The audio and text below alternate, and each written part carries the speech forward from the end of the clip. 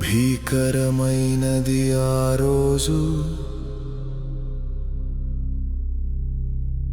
ప్రళయం వచ్చే రోజు,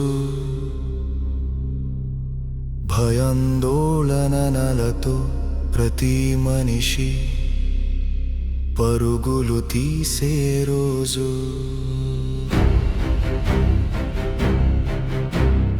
భీకరమైనది ఆ రోజు, ప్రళయం వచ్చే రోజు, భయాందోళనలతో ప్రతి మనిషి పరుగులు తీసే రోజు.